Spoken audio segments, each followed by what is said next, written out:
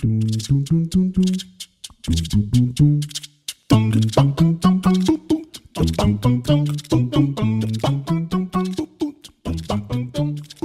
back to Spellstorm Miniatures. This is episode 14, and I'm Jeremiah. I'm Dan. And this is Chad. And we are excited to bring this episode to you today. Spellstorm Miniatures is a show about tabletop war games. Our goal here is just to inspire you to play more, and so we try to cover topics that are relative to your experience as a miniature wargamer and just gamers in general, I think. And so today we're going to be talking about storage wars. Yeah, we need some of that dun dun dun. The continuing struggle. Yeah. This episode of Spellstorm Miniatures is brought to you by Hidden Forest Gaming. Hidden Forest Gaming provides game mats and terrain sets for all your gaming needs. And if you enter discount code SPELLSTORM10, you'll receive 10% off your next purchase. So why don't we kick things off by asking you guys, have you played any games recently? Any non-War Machine games? Yeah, I'm going to have to pass on that one. I have not played, but I did get to watch someone that Nick knows came into Rent a Board yesterday to give a demo of the Song of Ice and Fire miniatures game yesterday, and I got to catch some of it while I was working, and it looks really, really cool. And the miniatures look really cool, and I was chatting with Greg for a little while about some of the different factions, things that they're anticipating, some of the different models and things that they do, and I think, unfortunately, the hook might be really, really deep because I love the universe. I've read the books and I've seen the show, and I think it's a fantastic fantasy universe. Yeah. And the miniatures game looks really interesting, and there's also the political aspect there are non-combative characters that get to influence the battlefield throughout at different points in the game, and it's a really cool aspect. And it's really, really appealing. So I might end up getting into that. I think you should. A couple of weeks ago, maybe a couple of months ago, I was listening to another podcast where they were talking about the Song of Ice and Fire, and they were talking about it not as a world to play in, which is one of the appeals for you. As someone who's never really read the books or watched the movies, that's not the appeal for me. Yeah. But what they were talking about in the podcast was the rule set. Yeah. And how clean it is. And so there's two things about it that make it very interesting. Is one, it feels like it's a evolution of old Warhammer fantasy, and so because you're playing on trays, and with some modern gaming nuances. But the podcast that I was listening to was focused more on historical wargaming. Yeah. And they were talking about using the Song of Ice and Fire rule set to play in a different universe, in a historical setting way. And I thought that was very clever, and so that captured my attention. And the Free Folk starter was released last month, and that one has a lot of what could be perceived as generic fantasy models that could possibly be used in other ways. And so that was my appeal for picking that up. So I'm intrigued. I would be interested in if and when you ever get the starter, you and I sitting down and playing through those rule sets, because I love playing games, and I'm on a mission. My personal mission is to play as many games as possible. So that's truth, right? Gotta have goals. Gotta have goals. Yeah. Oh boy. Speaking of games, I was able to play. The Malifaux 3rd edition is going to be released later this month, later this year, I think, first part of June, and all of the rules for M3E are available for downloads. And so I met up with Matt, and we played M3E. I had to proxy a couple models because I didn't have them, and because the models that I have are kind of left over from first edition Malifaux, and through the evolution of the game, there's it plays a little bit differently based on the model type. But anyway, it was a lot of fun, and it's a skirmish style game, alternating activations, and they cleaned up the rule set. So there's only like 11 conditions now that are universal, and all of the flavor comes from the individual models themselves. And they even made the cards neater, like they're easier to look at and to read. It just makes more sense. And so I have a unique comparison to make, and I'll share that in just a second. But I also got a game in with Frostgrave with Wes. And so I mentioned in a previous episode that I picked up Mordheim, and Wes and I began a conversation about Frostgrave and how Frostgrave has that feel of Mordheim, but has some modern gaming sensibilities that make it kind of unique. And so we decided, hey, why don't we get together and just play a game of Frostgrave? And of course, Frostgrave was my first miniatures game. So it was like coming home. I was like, oh, this feels so natural and good. And Wes has this gorgeous table. He made all of the terrain himself, and it just looked so good. It fit so well. And so yes, we had a great time. And sounds like we're gonna play through a campaign together this summer, and cool. Looking forward to that. And then of course I have to mention the Pandemic Legacy real quick. Laura and Jen and Joe and I, we won our last game, and so I'm very, very proud of myself. So of us, really, what it is we have the mandatory objective, and we have like 4 or 5 optional objectives that, depending on kind of how we want to play that game, that session. And so I drew the character that allows me to build a supply center, and instead of needing 5 cards, I only need 4 to build it. And so I was like, I was a boss, just telling people to give me their cards. And by the end of my 4th turn, I think I had built all 3 of them already. And so it was just like I was on a mission. And so, but after having so many disappointing experiences, because we haven't been winning season 2. Season 2 has been harder for us than season 1. And so we owned this one though, and I just. Yeah, I wish you guys could have been there. Right, that says, I remember you talking about how you're having difficulty with that. Now you're saying because you led the team, you won. That's what I hear. No, don't hear that. Don't read of that. No, here I got the role, and I played my role appropriately. Okay. Let's just be clear. Oh my goodness. No. So anyway, so non-War Machine games. Kind of War Machine games that I got. I think I've played 3 or 4 games of Company of Iron the last couple weeks as well. I wanted to really give it a shot because I know that the new campaign that's coming out later this year, if you wanted to play through the campaign, what I had heard was that there will be scenarios dedicated for a full-on War Machine game, and then there would be scenarios that you'd have to use the Company of Iron rules to play for in order to be able to tell the whole story. And I'm very interested in campaign play, and this is something that I really wanted to do. So I wanted to give Company of Iron a shot, and after 3 or 4 games, I realized that I don't have the rules down quite right because it's so close to War Machine. It's so subtly close, but it's not War Machine. There's still some things that are very different, and so like to keep the 2 rules separate in my head while looking at the same models that I would play is actually hard.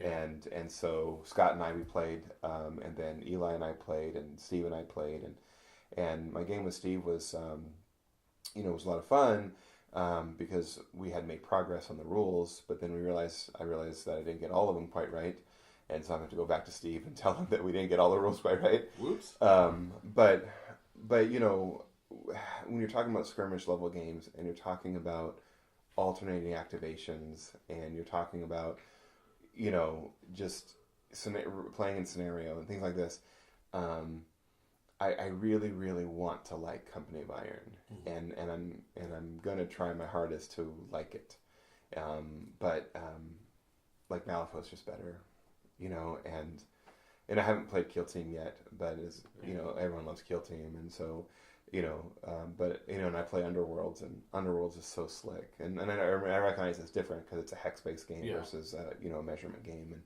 so maybe Underworld is going to be more of a comparison with Riot Quest when it comes out later, but because that's also supposed to be a hex-based. Yeah, but I mean, like I said, I'm really trying to give Company of Iron its fair shake, and so I'm going to continue to play it so that I'm prepared when that campaign comes out later this year. But after my last 2 games, I just really wanted to play regular War Machine. Yeah. So, Yeah.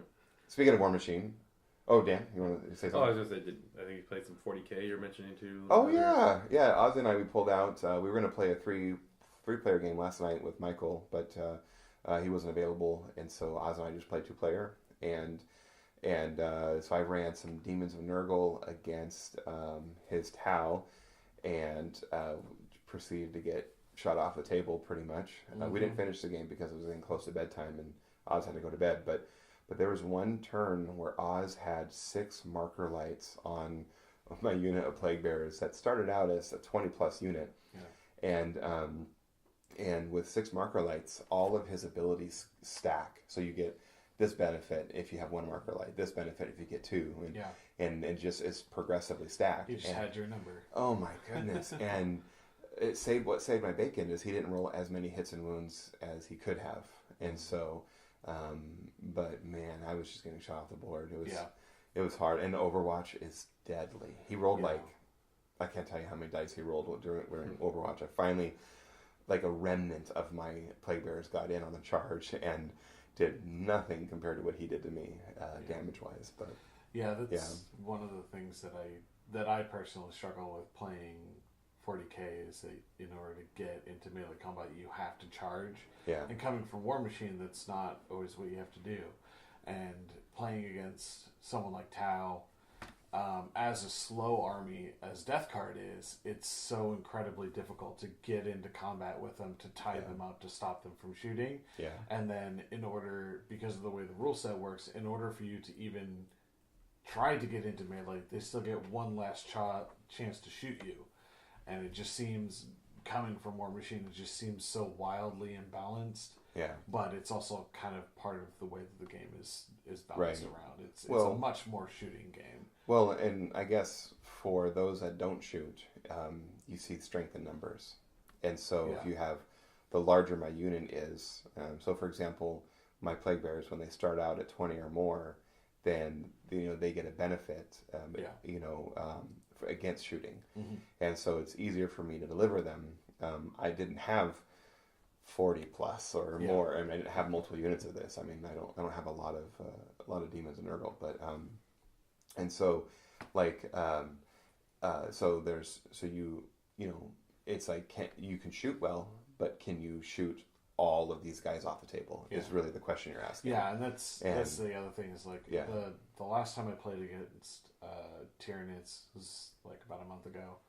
I had a 10-man unit and a 20-man unit of Poxwalkers that just were sitting in front of 3 7-man squads of regular Plague Marines to just take the brunt of the Alpha Strike, and I think that's kind of what you have to do, and I'm not used to doing that with the other War Machine factions that I play. So I'm not used to having just a very cheap screening unit that is literally there to take the brunt of all of the attacks. Wait, isn't that what Alexei and the Risen is for? I don't play them. Or if you play Trolls, Fenblades. Yeah. Yeah, exactly. Fenblades. Yeah. Yeah, but I have Praetorian Swordsmen. I've always I've always ended up using Blightlord Terminators as a flank option to just deep strike in and try and charge into a flank, because they are pretty resilient. Yeah. But I haven't played against Tau that much. Yeah. I think I only played against them one time in Kill Team, and even on the Kill Team board, like where you've only got a couple of models, and you're like, oh, I'm going to charge you guys. You're like, okay, these 3 Tau and these other 3 drones are all going to shoot you, and we've all got high-powered like plasma weapons. So I guess your toughness 5 doesn't matter if I'm a strength 7 weapon. So bye. Yeah, it was very frustrating. Very, very frustrating. Well, Tau is the only army that Ozzy has, and so I'll have a lot of experience against Tau. Yeah. So, but that's okay. I mean, I just love playing games, and Ozzy's so much fun to play with. So he's my number 1 gaming partner. But hey, back on War Machine, Dan, you play any War Machine games? Well, yeah. I mean, surprising you asked, because it was you and me who played. Heyo. Oh. Yeah, it was the only game in between recording here. It's an interesting one. So I had Kalandra and Power of Dunia versus you had Morgul 2 and I think I was running Imperial Imperial Warhost. Warhost, I want Yeah. to say. That sounds right. So, yeah, that was kind of a quick game, yet a long game. I don't know, it was an interesting one. I thought it was a great game. Yeah. So it was my first game with Morgul 2. Graduating from Zakar. And woohoo! Yeah. Round of applause. Round of applause, right? But I still have that problem of running my caster up too far. And Don't spoil everything. and well, you know, and there was one turn where a certain roll, everything that I had, every decision I made that one turn hinged on getting a certain roll, and I got it, but I needed to get it twice. Okay. And so, so There's the who went first in our game? Right. So you won the die roll, chose to go first. Chose to go first. I kind of looked at the map. I may have chose the wrong side. I think kind of looking back at it, because you had a Desert Hydra and some Titans and your Pain Givers, and I had a handful of beasts, a couple of Earthborns, Dire Troll, Mauler, and oh man, I had Mold. Yeah. Mold gives me nightmares. Right. Or sorry, Rock. Yeah. Anyway, so you ended up going first and just kind of being able to move up, right? I mean, Yeah. don't know what you're... And I ran faster than I think you expected. I got to that middle line much quicker. That Desert Hydra is quick. Yeah, with some rush and some repositioning from Moloch Karn's, Animus. So I was up there pretty quickly. Right. Luckily, you kind of, I think, misdeployed slightly with your Marquette. Is that the attachment guy? Yep, I misdeployed with him, as I am prone to do. Yeah. So, but yeah, otherwise I just kind of ended up, my first turn just ended up moving a little cautiously, sticking out of a lot of the threat ranges, but trying to maybe threaten scenario. At least we were playing the Outface. Yeah, 2 circles and a square in the middle. Standoff? No, Yeah, that's I not don't know. standoff. Invasion? Chad. Yeah. I think it's Invasion. Sounds Invasion, okay. And so that was kind of my first turn, was just more pre-measuring, sticking out of totally get killed by Malakarn. And after turn 1, I had like way more board presence. Yes. Which probably was my problem. Right. Spread a little bit there, and then of course Calandra has Starcrossed, which I think is the crux of our... Yeah, so let me explain my turn 2. Yeah. Then you'll explain your turn 2. And then we'll explain the alternate endings that we did, which I thought was it was brilliant. Actually, it was a fantastic learning game. So I was trying to get in position to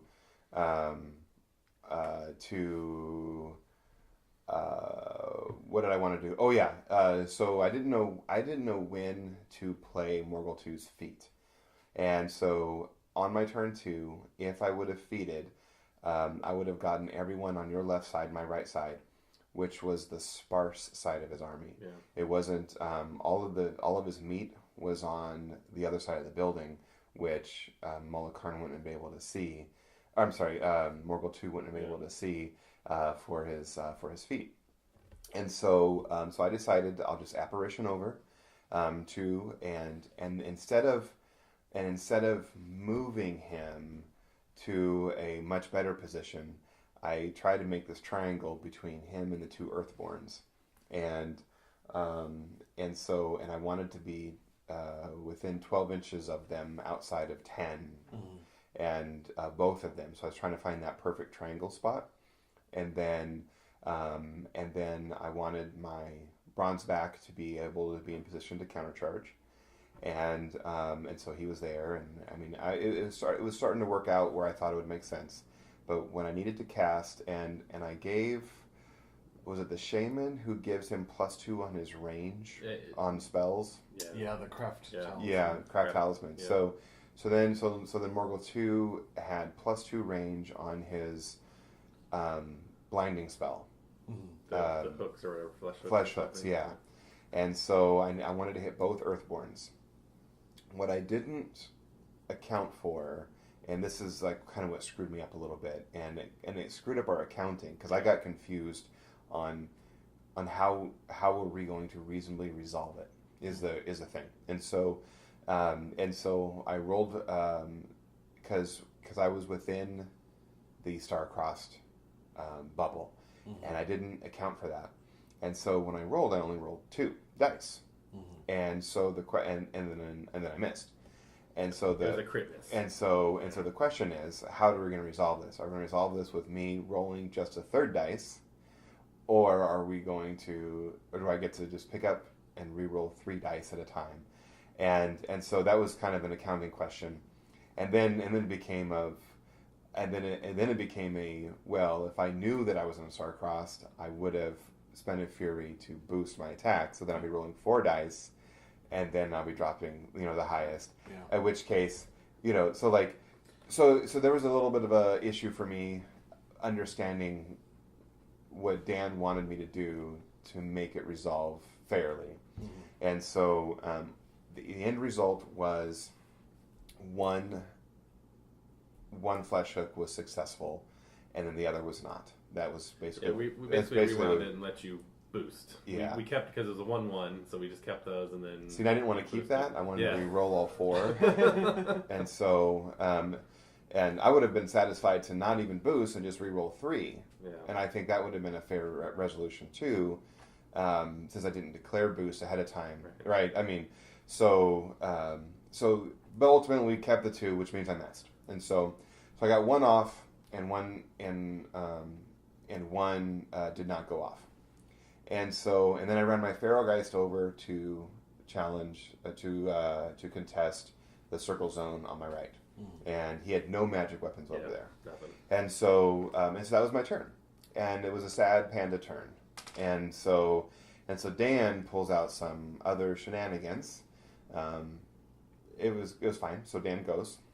Yeah, basically now, Morgul's within, because one Earthborn, he can't get, or can't charge and stuff, right? But can run anyway, if I wanted to. So we basically theorized that one could just run in front of the Bronzeback, so it can't countercharge, because I just get in the way and get in melee, right?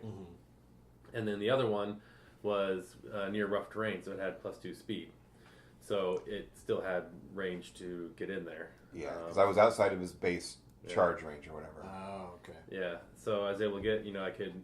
So with that speed buff, I could also put the on... Axer comes over. Yeah. I don't even know if I needed... man. Should have wrote that down. You did move the Axer over. Yeah, I had to do the Axer, that's right. Maybe I was still a little bit far. Yeah, so I still had to do the Axer as well with both of those in order to really get in on you. So that's why I couldn't do the Mauler boost. I think that's right. It was. That's right. And then pretty much just there, again, I put Puppet Master on him from the Dunian Knot, and then Feet with Calandra, so reroll 1s and 2s, right? Charge in there, boost a hit the first one, do a decent amount of damage, especially with rerolling like a 1 or a 2 on there, boost that up, and then then he gets a second initial, and then I boost that attack as well, and then I boost the damage, and I end up leaving you on 1 box, but then you're kind enough to remind me that, you have your Puppet Master. I was like, oh yeah, I got Puppet Master, and then just put her in the dirt. So I was put in the dirt, bottom of 2, assassination. So then what we did was we went back and we replayed it. Okay, what would have happened if this happened instead? And we actually did 3 different scenarios. Right. And one of the scenarios even included me living and then my counterpunch.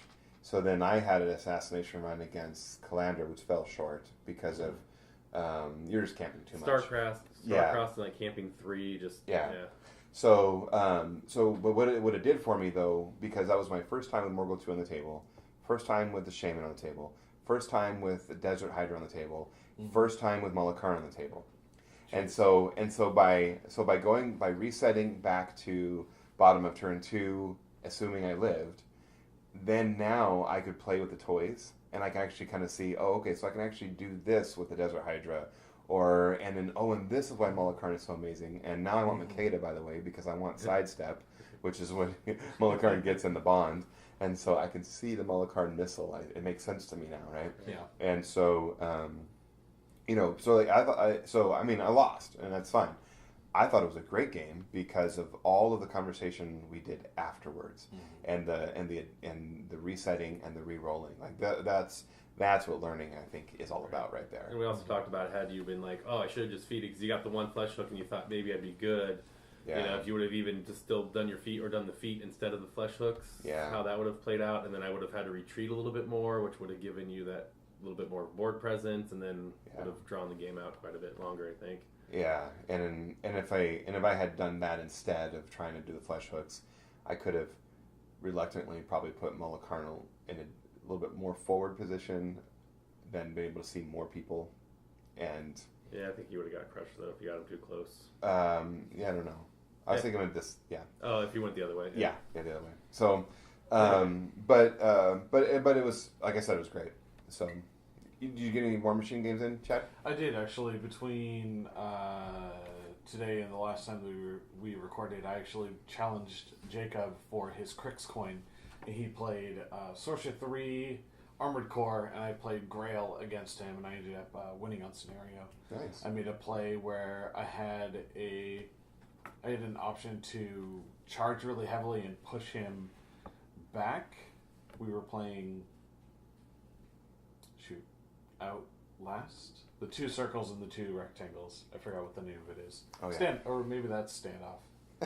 Anyways, I decided instead to charge a little bit instead of charging really deep into his lines, and keep him out of the zone. And we basically kind of determined that with the activations that he had, with where I was standing in the zone, and a countercharging white mane that I was able to put into Sorsha herself, I was going to keep him out of the zone's score, and then all I had to do was, I think, contest his zone and stop him from scoring, and then I just win on my turn. So I ended up taking the Crix coin from him, so I still have a coin currently to get into King of Coins. Nice. King of Coins is alive. Love it. Well, yeah, I love seeing the action. Yeah, there's been a lot of coin hopping or passing of the coins or whatever. So, well, that's great. You know, one of the things that us as gamers we run into, and if we happen to be married gamers, that our wives remind us of all the time, is how much space, you know, our games, our accessories, our all the things that we use to play the games, how much space it takes. And so today I thought maybe we would just talk about, you know, storing our stuff, and what does it look like in your place, and how happy or unhappy is your wife with you, and or girlfriend or significant other, or just myself, or just yourself. That's also a thing. So how goes the battle, gentlemen? Are you winning your storage wars, or are you losing your storage wars? I think I'm getting attritioned out. How does it feel, Dan? Yeah. Oh man. It just It's a slow grind. Yeah.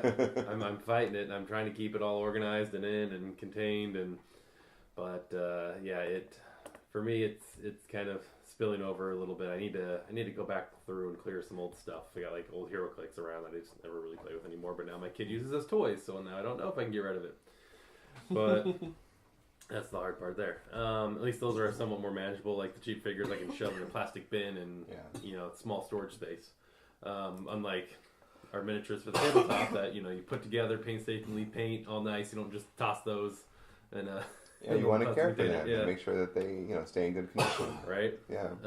So for me, I got some shelf space, got the, you know, the up top of a closet in one of the spare rooms, right? You know, and that's kind of full of like the family board games and a few other things, and cramming them, most of that stuff there. And then most of my War Machine Horde stuff is in bags or foam trays, at least, that are stacked up on like some shelves. So, and then hobbies are kind of more in a couple bins that are now overflowing as well. So I need to go back through and reorganize that whole space, because or just sell more stuff. But. Yeah, we had you know, we have the top shelf in our closet in our bedroom, and that was my space to store some stuff. And recently, my wife asked for half of it back, and so I had to like clear it out. And now she's storing some things up there, and so that's actually created a question for me about what then do I do, and when I was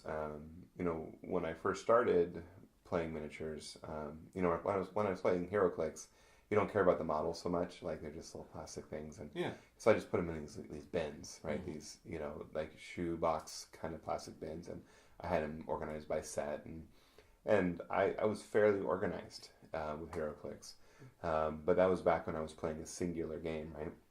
But now I play a couple of games. I got a 40k army. I've got War Machine armies. I've got some alpha models now. I've got some infinity models, underworlds. Yeah, I mean, and so the question is okay. So then what? How do I whatever? And I tried very hard to try to put everything in bags. And I realized that bags are very expensive. Even when so my first bag ever was Battle Foam was selling the Exodus bags. They had proprietary bags for the game Exodus, which fit the same size of the standard War Machine and Hordes foam trays, which I had a couple of those from you, Dan, for my Iron Fang Pikemen, and so Battle Foam was selling them on clearance for $30. Nice. And so I picked up a couple, and I was feeling like I was getting a handle on it. I was like, oh, this is awesome, right? But then, I don't know. So now I have... I'm a bad influence, you can say. You're, okay, yeah. So, okay. So here's the deal. So here's what I have. Okay, so I think this is where I am. I have a new solution that I'm going to be focused on that I think I like better. But before I get to my solution, I'm going to explain my problem. Okay. So this is what I have personally in the home for storage. Okay. I have 3 Citadel like cases, 3 different types of cases. Okay. Which is completely different, and all 3 use different kinds of foam. Okay. Okay. So that's a problem. Yes. Okay. I have the Feldherr storage box, which is different kind of foam. Okay. I have Reaper bags, which uses different kind of foam. I have 2 different sizes of Battle Foam trays and bags. Okay. Yeah, because I have the one that is like proprietary, like the one that all of us have for War Machine and Hordes. Yeah. And then I have this like other one that's a larger rectangle that lays sideways or whatever. Yeah. And I mean it looks kind of like a suitcase. So I have that. And let's see. What else do I have? Do I have anything else? Oh yeah, I have the Army Transport Motor Pool, which is, get this, a different size of foam trays. And so, so I have all these things, and they take up all these different kinds of space in my my home, and space is of a premium. And so as I'm trying to and get this, my Imperial Guard tanks are in a file box, those file storage boxes, with foam that I've inserted in there. And so it's like, so this is the problem, okay? And here's the thing, is I know that I am not alone. I know that we have listeners out there who have a hard time storing their things, and everyone's trying to look for the solution that's gonna meet their needs. And so I would say if I'm losing the storage wars at this moment, but I found some things that I like, and I don't want to talk about them today. But what have you done that you have appreciated that helps keep you organized? Like you guys, what have you guys done? Well, I'm losing the storage war, and some of that also has to do with the fact that I've got some models staged in different areas for either priming or painting. Most of my circle stuff is contained to 2 battle foam bags. There are a couple of war beasts that are loose that I don't quite have the space for, just because of the other things that I have. The Signar stuff that I have is primarily contained to a battle foam bag. So I've actually got 3 battle foam bags, one other bigger bag that I got from someone in the community who was getting out of the game, gave me his circle stuff that I'm trying to get rid of. The bag included, because those trays are actually different sized compared to the standard battle foam ones that I have for the 3 battle foam bags that I have. And then I've got a small army transporter, or what is it? It's like the army platoon smaller bag. Mm-hmm. It was the first bag that I ever got. And then I have one that's the same size foam as that is about 2.5 times taller. It's a bigger one that I was given. Those bags are primarily empty. The shorter one I use to transport some of my 40k stuff that is like getting painted, but I also use it for transporting like my paints or models that I'm painting when I take them with me to work, or if I'm doing a painting day or something. And then my taller bag is primarily my minions stuff, or some extra like mercenary stuff that I have that it's not in use right now. So I need to go back through and reorganize and get rid of some of the duplicates that I have. Yeah. And I've got a couple of things on display in my apartment, like some of my huge base models, like that aren't going to fit in a bag, like my Fulcrum, my Woldrath, and my my Sacral Vault are all on display. My unpainted Galleon is sitting on a shelf in my closet. My painted Stormwall is sitting on my shelf in my closet. And my unpainted Hurricane are sitting on a shelf in the living room on one of my bookcases. So I've got models all over the place. Yeah. And, some of it just has to do with I just don't have... I suppose I do have some film I could fit some of that stuff in, but I'm running out of space. And I even got rid of one of my bags. I donated a bag to Jordan that started playing, who was actually in the store the other day. He was in buying some Pokemon cards, I think, for a friend. And I was like, "Oh, hey, you're Jordan, right?" And he was like, "Yeah." I was like, "I'm Chad. I donated the bag and some of the models that you're carrying currently." That's awesome. Yeah, That's I was awesome. glad. It was good. It was an extra bag that I didn't need, and I always remembered when I first started playing War Machine, like figuring out a way to transport your stuff and how helpful it was to finally get a bag and be able to carry all your stuff with you. And that's an easy thing. Like, it was something extra that I had that he's going to get great use out of. That's cool. And it's a large enough bag that he can fit the little that he has, and he can expand into it. So he's not going to outgrow the bag right away. Right. But Dan had given him a donation too, and included a tray that fits the bag. Oh, perfect. Oh, perfect. Yeah. So, awesome. Good teamwork, guys. Unknown. So I love happy accidents like that. I'm losing the storage war. My primary bag I try to keep only models I'm using. And then my secondary bag is kind of my storage bag for all my circle stuff that's not currently in use. But then I've also got stuff on my painting table that's either about to be painted or just got done that hasn't been put back in the bag. So, Dan, what kind of bags do you use? You use... I have mainly 2 types. I bought for Miniature Market the Game Plus that's bags, right. and then I also now have 4 of the Privateer Press Battle Foam bags and 2 of their little tournament bags. Oh, Dan. I know. I like those tournament bags a lot. They're pretty cool, especially for like the huge base. They fit like 4 huge bases in there. I know. I got their Black Friday sale for they suckered me in hard. Yeah. Luckily, I was able to team up with a couple people and we got free shipping. Oh, nice. So there you go. Otherwise, it's like $600, or not $600 of shipping, but like $200 or $300 in shipping. I was like, no. I'd like to get one of their tournament bags. I think it's a nice size. Yeah, especially if you do any traveling at all, whether it's driving or it's by car, and you know that you don't need a whole lot of options if you're just taking like 1 or 2 specific lists that you can fit in that bag. The only drawback to it is that it's a little bit tough to carry your widgets and things like that in that bag. There's not a whole lot of extra compartments. You might be able to kind of jury rig some other stuff, because I know that there's a lot of spots basically for hooks to put stuff onto the sides. But then you kind of run into to the problem of, well, why don't I just carry a bigger bag? The whole point of this bag was to shrink what it is, and then I have some thoughts on that. Two things one thing you referenced, and I'll get to that second. The first thing I want to talk about is at my I-5, my last opponent at I-5 last year.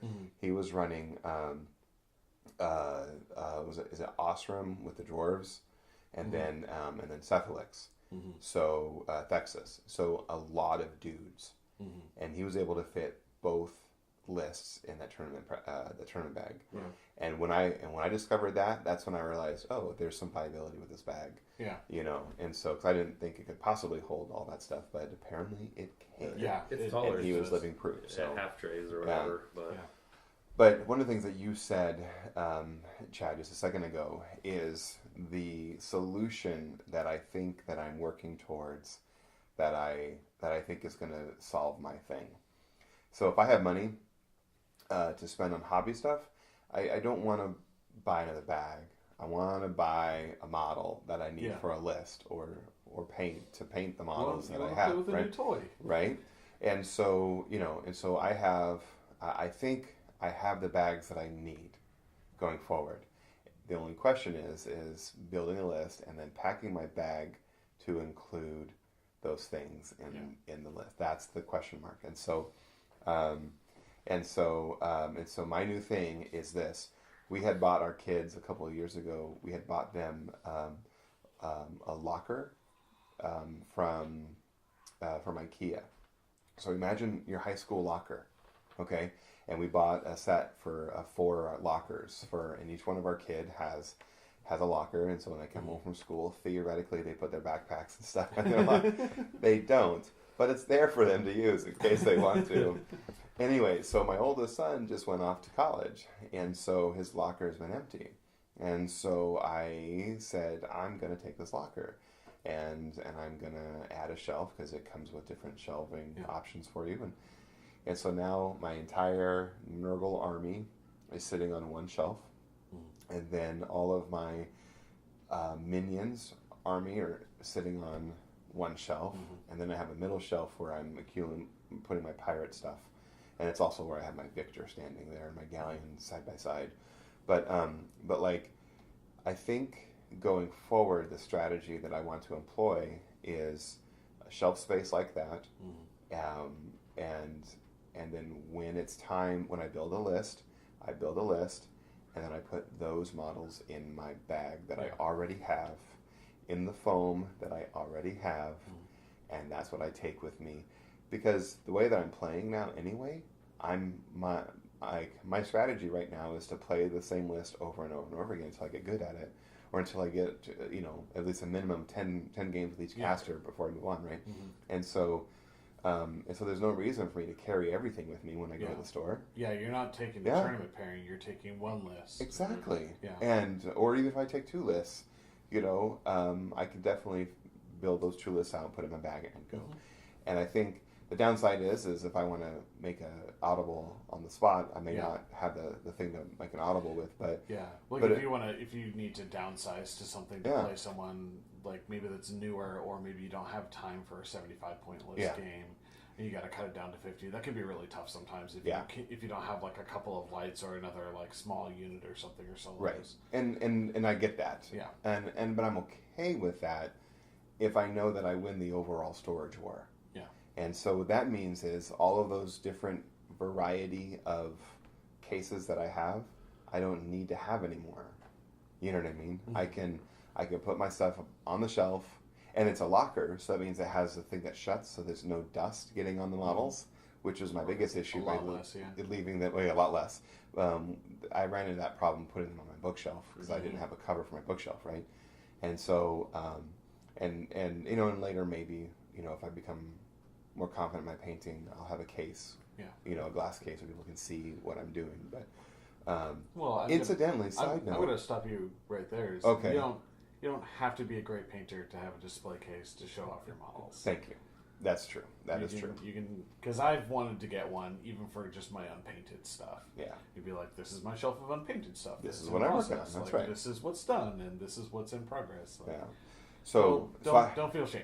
Thank you. So I had recently painted my my half-orc monk for my D&D campaign. And I swapped heads with him, Reaper body, GW head, and and so my father-in-law came over, and my father-in-law is a carpenter. He's worked on buildings and paints and all kinds of stuff, and he and so he happened to be over, and I just showed him my model. I didn't know like where he would stand, if he would judge me, like nerd, right? Because he's of a certain generation. Yeah. Okay. But to his credit, he noticed the creativity and was like, "Oh wow, look at the detail. You painted that?" "Yes, I did." "Oh, good work." Like he was very complimentary. Yeah. And so now that I've shown my father-in-law my model, now I feel a little less ashamed about showing other people my paintwork. We all got to start somewhere. I don't remember who I was having this conversation with about, where they were remarking about the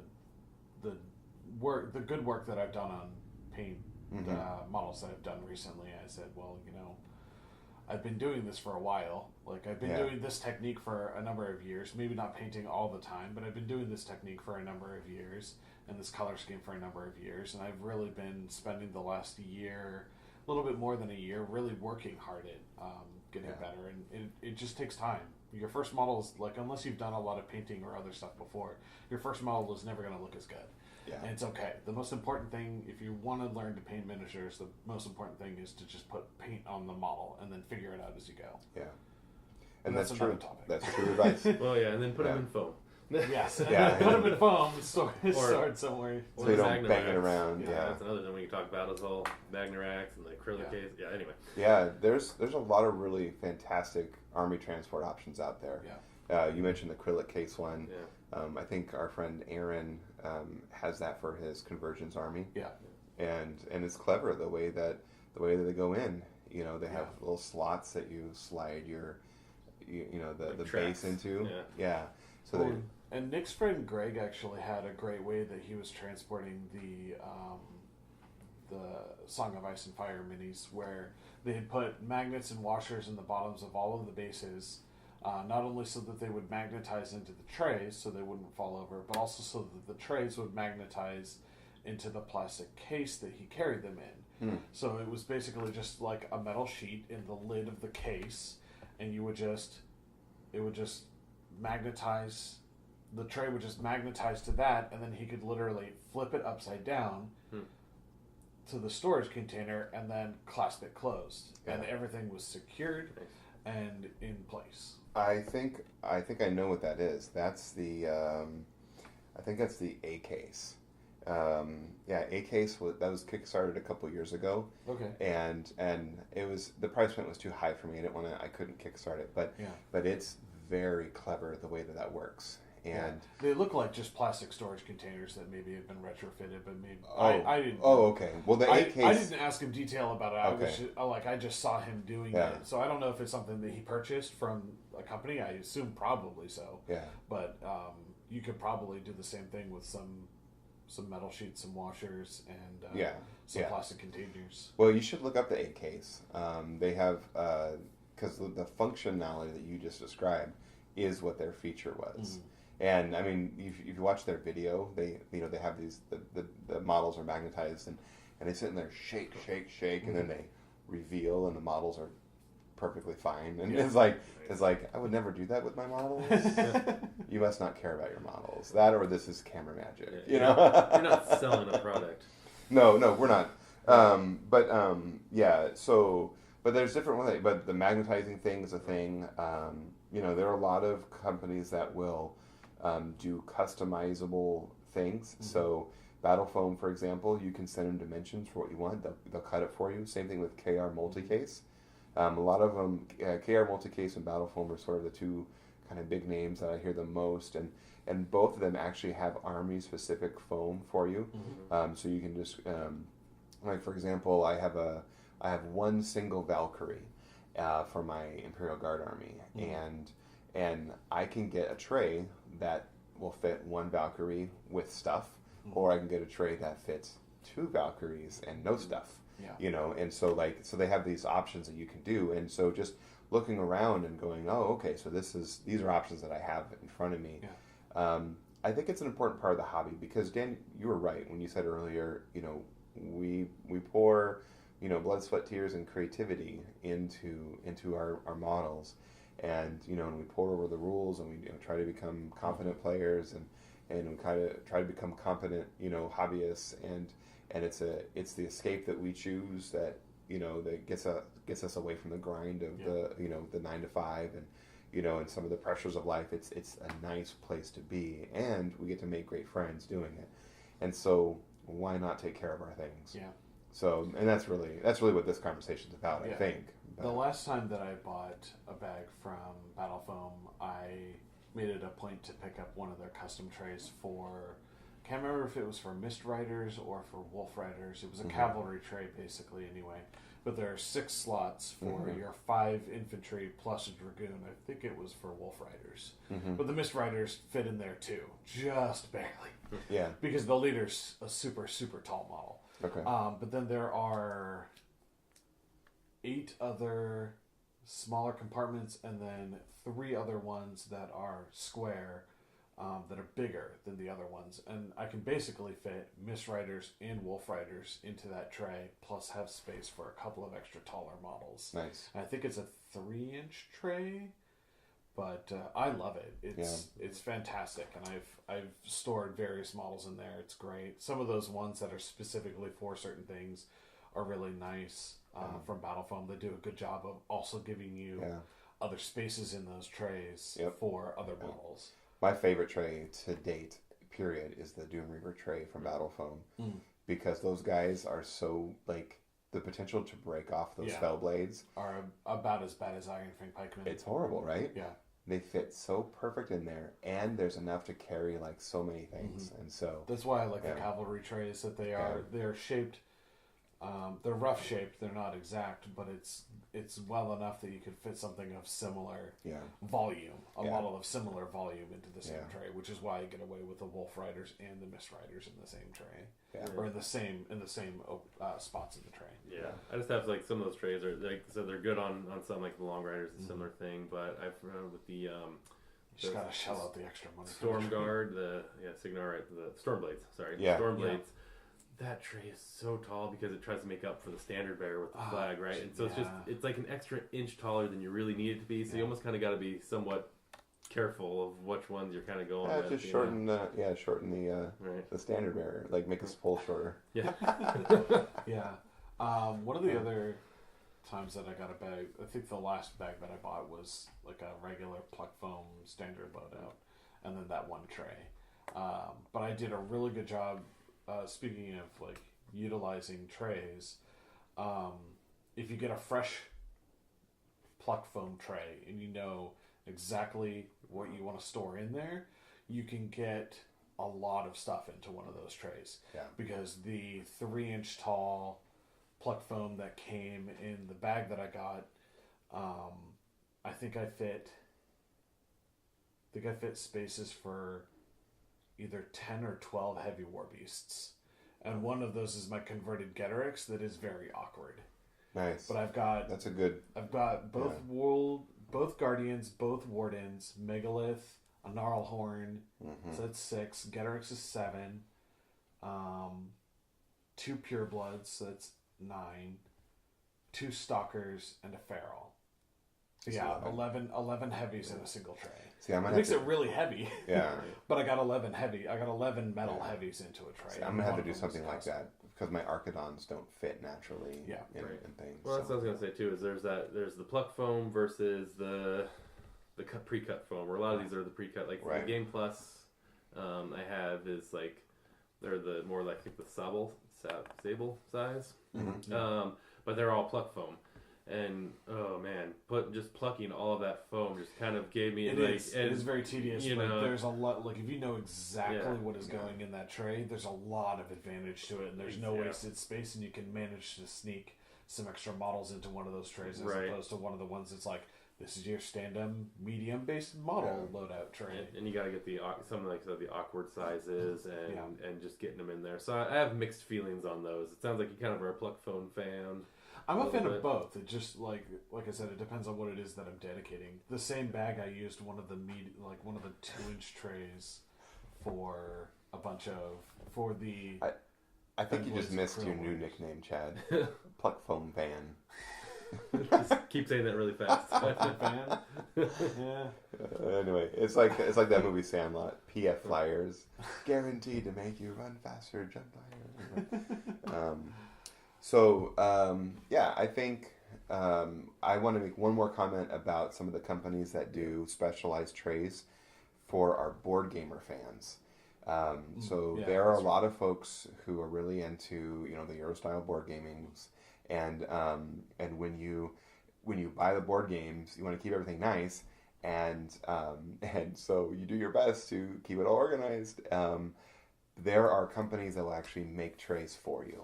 And so right in front of me right now, Chad and I was giving Chad a brief demo on Warhammer Underworlds, and Battle Foam made a tray that fits into the box that carries all the armies and all the doodads and everything. And so when I got into Warhammer Underworlds, I knew I wanted that tray. And so I bought that tray. But you can buy trays from these companies that fit the standard board game size, and they're designed for those board games. And so it's fun to look around, and it's fun to see what options are out there, and just taking care of your wares, Yeah. So I believe Broken Token is one of the companies that has an online store that makes a lot of the wood trays and things like that for board games specifically. Yeah, that's right. Yeah. We were talking a lot of foam, but there are other materials that people use. Feldherr, which is the company that's out of Germany, they actually have a lot of variety as well. And I like their foam. Ozzy uses them for his Tau army, and one of the things I like about their foam is that it's easier to cut. And so if you have something that's awkward, you can cut their space, and like you have it's pre-cut, and you can make two squares into one rectangle, for example, to cover a more a bigger model. And so I actually used to carry my Cephalix army in a Feldherr foam box, and so they're really great. Hey, we're coming close to the end, I think, and so I just wanted to know what is on your hobby desk. Our last episode was a really big hobby-sode, and we got to talk a lot about that, and so just wanted to get an update on what are you guys working on. I finally got around to starting to paint some of my miniatures, and a little bit of a batch hobby for the Northkin. I got primed up. Oh, nice. I know on the card we kind of have the point a day challenge every month, right? Okay, if there's 30 days, try to get 30 points painted, right? Yeah. Brother Scott's real good about keeping us honest on that. Yes. Yeah. He and Perry's a madman. Perry's like insane. finishing up his 40-something hammer dwarves. Or you can't compete with him. Like two Yeah. siege crawlers and a bunch of dudes, plus the orc boys driving cars and stuff, and I don't think that's Perry. That's Syrian. Yeah. Oh, that's Syrian. Oh, sorry. Yeah. I get all right. Both. My bad. My Both apologies. excellent hobbyists. Yeah. So I think I just keep seeing a lot of good pictures. yeah. So back on your Trollkins. Yeah. So I started trying to tackle those a little bit, and got a good chunk of them done, but there's still a lot of, some base coding still do some touch-ups on others and highlights and shading, but, just plugging away at them. Nice.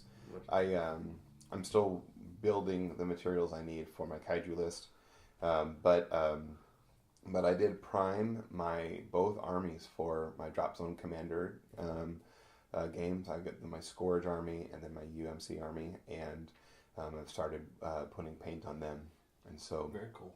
I'm excited about that. So Joe and I are going to get another game, and we played a game a couple weeks ago together, and we're going to get another game in. This time everything we painted. I also assembled all of the buildings for that game, and I'm working on a method for keeping them in shape because they're cardboard buildings, and so I have a strategy for them holding their form, and then I have to work on storing them. Dun dun dun. Oh, We didn't even talk about terrain, but mostly because War Machine doesn't use 3D terrain. But I have a lot of 3D terrain that I need to figure out how to store. Bins and buckets and shelves, I think, are our friends. Like I was saying, just put models in the foam and then stacking the foam on a shelf, and then you have a bag that you cycle through your armies. So, Chad, what are you working on your hobby desk? I recently finished my Iona, got her painted up. I also painted my unit of Wolves of Orboros plus the unit attachment to go with them. They just need some basic material. Otherwise, they're all finished. As far as what I am working on, I've got some orcs still. My commission orcs I haven't really made any progress on because I've been doing other things. And a lot of it is I don't know exactly where the color scheme is going, so I'm hesitant to get started on it. But once I get it figured out in my head, then I'll be able to just breeze through it. But I also started working on putting some paint onto some Monster Apocalypse starter boxes.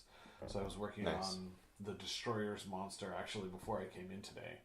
And then the Defender X, I think I'm going to go with kind of a classic Gundam color scheme. Nice. So like a lot of white, blue, red, and yellow and things like that. Because it looks like a Gundam. So I think it's something different. I think it'd be a cool paint scheme for that one. I think if I'm going to play a non-War Machine PP game, it's going to be Monpok.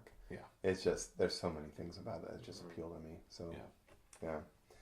Hey, it's supposed to be a lot of fun. Yeah, that's what I hear. I haven't Everyone, gotten the chance, and there's a couple of people that have been going crazy for it recently and picking up a bunch of stuff. We had a couple guys at the store on Wednesday playing Monpok. I know, I saw it. With a bunch of other War Machine players. So I think they're going to try and make it out on Wednesdays more. That'd be cool. I think we'd get more cross-pollination if they did that. So. Yeah, definitely. So we have, our goal here is just to inspire people to play more games, and so just want to remind people of some events in our area that's coming up. King of Coins season is still going on. That's going to wrap up pretty soon. And the main invitational is going to be on Saturday, April 13th at Guardian Games. I heard word that the 3-man tournament that's going to be taking place this week at Prineville, it looks like they're still looking for one more team to join to kind of make it even skeeving. So if you and 2 other buddies want to put together a team, I think there's space for you. And, and I think you may also want to double check the event posting on the COG Collective forums or reach out to someone in the Discord, because I thought Connor reached out to me and said that they were moving it to Redmond. Right, location has changed. Yeah, okay. The location has changed from Prineville to Redmond. To Redmond. Oh, nice. I saw the Prineville on I have it written down here. Yeah. Okay, yeah. So, and then in the far future, if you're one of those who likes to plan ahead, we have the NorCal Classic on August 9th through 11th at Game Castle in Mountain View, California. And so that sounds exciting. I saw the post for that, and it looks like there's going to be a lot of opportunities to play games. Are any of you guys going to Lock and Load? Yes. Sweet. Dan? Gonna try. I haven't bought my ticket yet, but I'm planning on going. Okay. So I think I'm in the same boat with you. I think Oz and I are going to go. I think we're slowly solidifying plans with family. Like, we have a plan for attacking Seattle that weekend. So it's almost a yes for me and Oz. So, and then of course we have our regular game nights in the Portland area. We have Guardian games on Monday, tournament games on Tuesday, Rune and Board on Wednesday, Portland Game Store on Thursday, and then Saturdays, I think, at Next Level Gaming, I think some folks gather to play there when there's not a tournament down there. So that's in the Salem area. And I heard, is it Dice Age up in Vancouver? I heard there might be getting some games up there. Not sure yet. So I love it. I think I said it before, and I'll say it again. I think it's a great time to be a War Machine Hordes player, and I love how many people are getting into the game. I love the state of the game, how it's getting better all the time, and I just love meeting new people and making friends. So the more the merrier is what I say. Any closing thoughts, gentlemen? No, thanks for listening. Yeah. Keep the struggle. Painting and storage. Right on. Boom,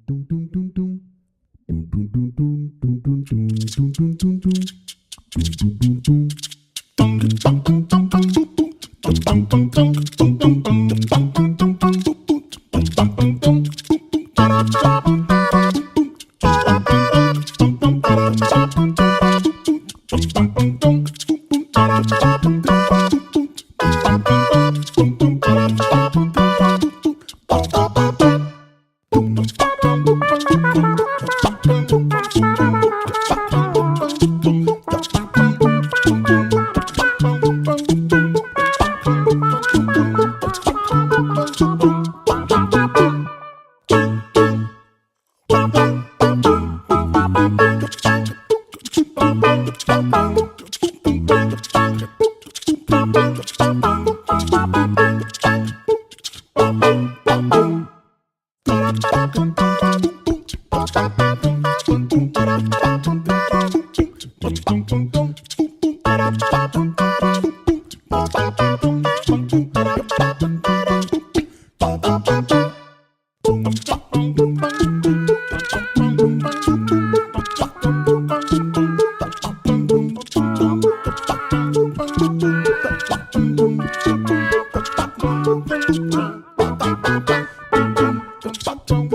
bum,